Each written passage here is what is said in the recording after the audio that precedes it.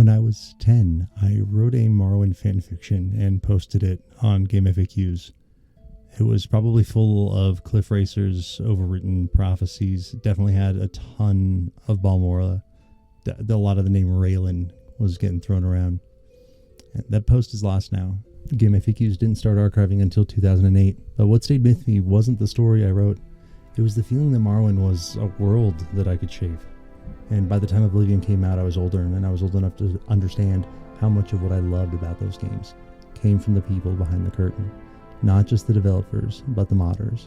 I returned to Morrowind at least every 2 or 3 years, tried out a new mod pack, saw the evolution from, using Rybash to using Mod Organizer to using Mod Organizer to, oh my gosh, synthetic file structures.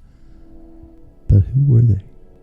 The ones who added new lands, rewrote quests, fixed bugs, and quietly rebuilt the game one plugin at a time. I didn't know who they were, I just knew their names from the Nexus pages. Arthmoor, Elianora, Trainwiz, sometimes just a strange handle and a download link. But their work changed everything.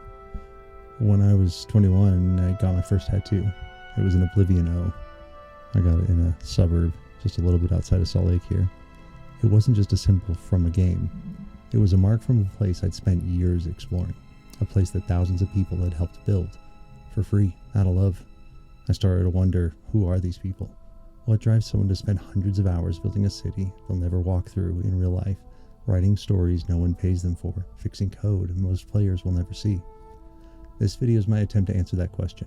It's a history of Elder Scrolls modding, yes, but also a tribute to the people who kept these worlds alive, who made them bigger, stranger, more personal. This is about the architects of Tamriel's second life.